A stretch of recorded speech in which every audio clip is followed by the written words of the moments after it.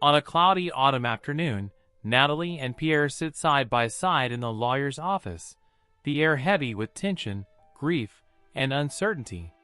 The walls are lined with law books and diplomas, and the only sound breaking the silence is the muffled noise of traffic outside. The lawyer, a middle-aged man with thin-rimmed glasses, methodically flips through the wallpapers with a serious demeanor. "Well," he begins, adjusting his glasses, "your father left very clear instructions. Natalie, he left you a sum of $50,000. Natalie takes a deep breath, feeling both surprised and relieved, but Pierre's expression hardens, a thin line of worry etching across his forehead. "And for you, Pierre," the lawyer continues, taking out a folder. "He left this." He places a black garbage bag and a yellowed letter with the words, "For Pierre," written in a shaky hand on the table. Pierre looks at the bag, then at Natalie, and finally at the lawyer. "Is this a joke?" His voice is low but charged with emotion. "I assure you it's not," replies the lawyer. "Your father was very explicit in his instructions. He also asked that you read the letter in private." Natalie touches Pierre's arm, trying to comfort him. "Pierre, whatever is in that letter, we can face it together." Pierre shakes his head, his eyes still fixed on the bag. He takes the letter with trembling hands and opens it slowly. The first lines are simple, but carry a weight that only words from a loved one can hold. "My dear Pierre, I know this may seem strange to you, but I beg you not to hate me.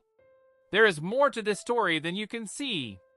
Pierre lets out a deep sigh, raising his eyes to meet Natalie's, a mix of confusion and curiosity in his gaze. Natalie, sensing her brother's need for privacy, whispers, "Read it at your own pace, Pierre. I'll be here when you're ready to talk." The lawyer nods in understanding and leaves them alone in the room, the weight of their father's inheritance beginning to unfold between them. After the initial reading of the letter, Pierre felt a growing urgency to understand the meaning of his father's enigmatic gift. Determined, he took the garbage bag home to his small villa by a lake, where he could search for answers in private. In the tranquility of his home, Pierre opened the bag hesitantly and found a series of seemingly random objects: an old pocket watch, several yellowed letters, a faded photo, a small lead soldier, and a rusty old key. Sitting on his living room floor, Pierre spread the objects out before him. He picked up the pocket watch and examined it closely. The back of the watch was engraved with a date and his father's initials.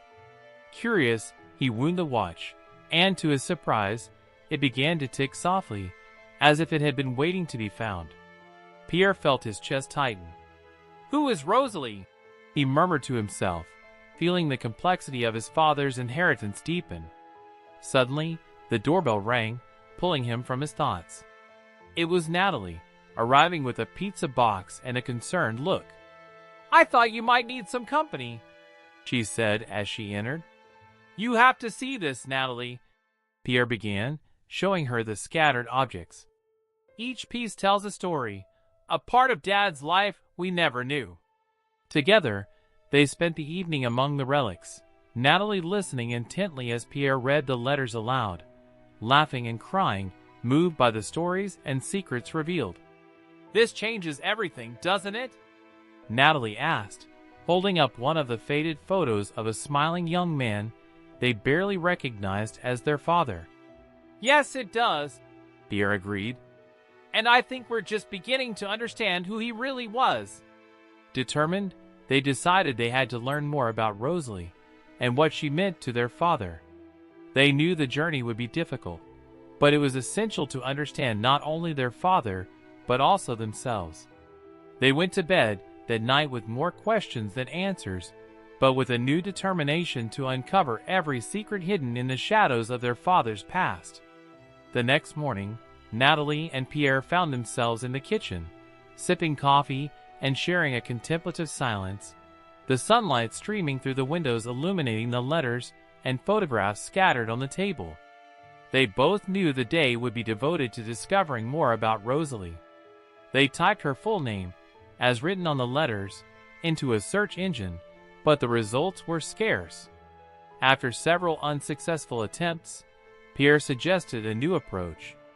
Maybe we should go to the town where these letters were posted. Someone there might remember her, Pierre proposed hopefully. A few hours later, they were on the road, heading to a small town a few hours away. Rosaly, you say? Rosaly Mark? Yes, I remember her, recalled an elderly gentleman with a nostalgic smile. But she moved away many years ago. If I'm not mistaken, she went south. Grateful for the information, Natalie and Pierre headed to the local library, where they searched through old directories and records. After hours of leafing through dusty pages, they found a clue, an old address for Rosaly in the south. Excited by this discovery, they decided to continue their search the next day.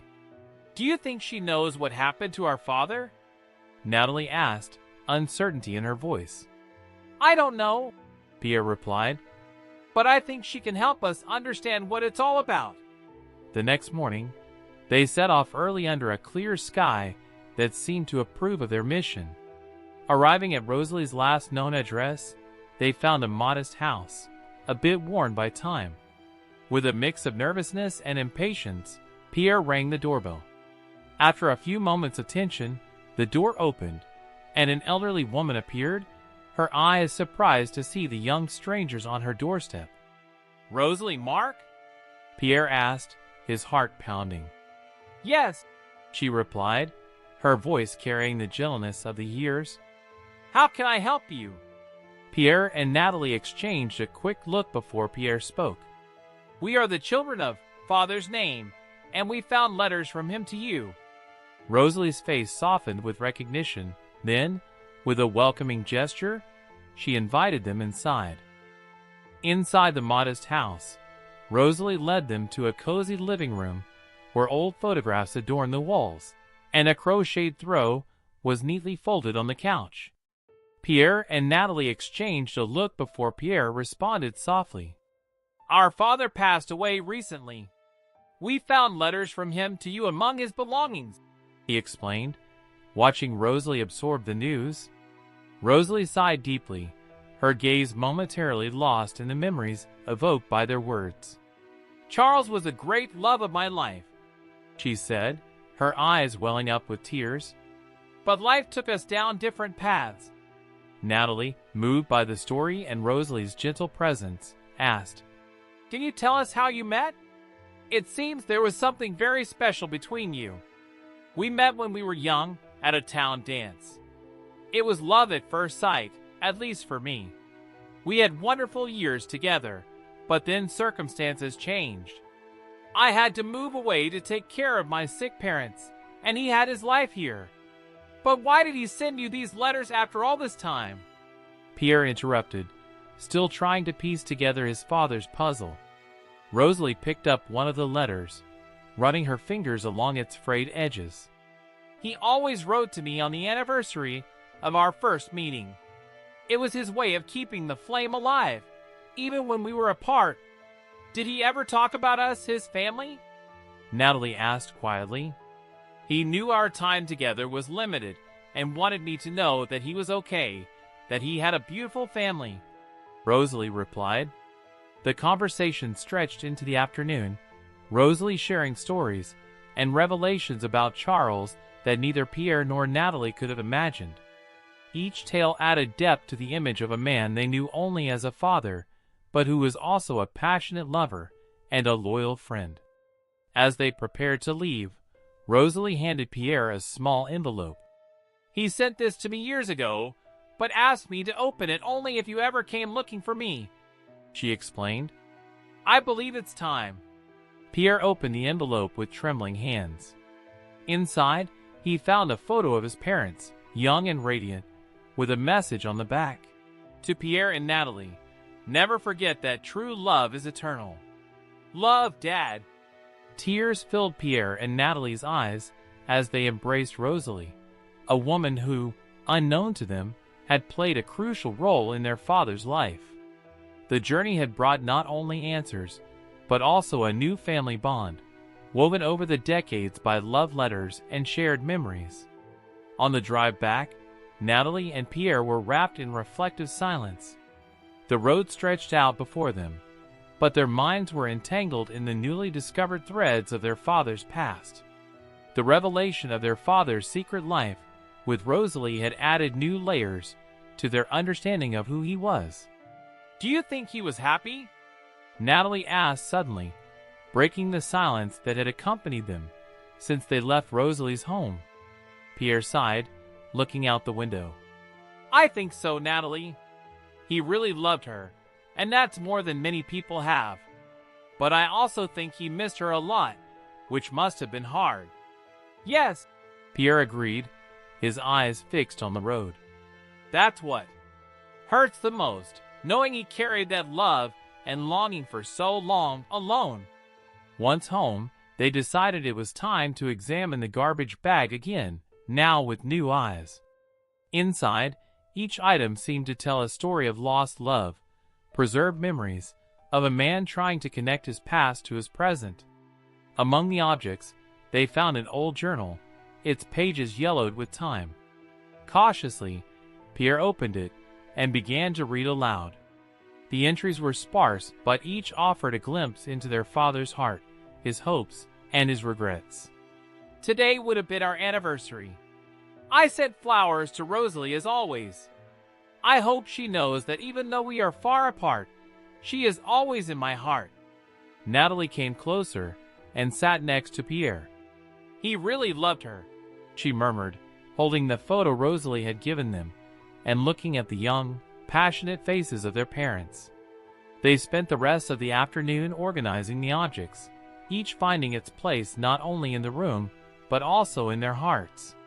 The photo was placed in a frame and hung on the wall, a visible testament to their father's eternal love. Later, as dusk fell, Natalie and Pierre sat on the porch, looking out over the lake, a blanket shared between them against the autumn chill. "What do you think we should do now?" Pierre asked, his voice low in the twilight. "I think we should live in a way that would make Dad proud," Natalie replied, her hand finding Pierre's. "Love deeply, live truly. That would honor his legacy, don't you think?" Pierre nodded, squeezing his sister's hand. "Yes, let's do it for him and for us." In the silence that followed, the lake's water sparkled under the moonlight, and the siblings felt a deep connection, not only with each other, but also with the father who had loved them so much. The night stretched on quietly, but within them, a new determination took hold, the determination to continue the lessons of love and forgiveness that their father, in his life and now in his death, had taught them.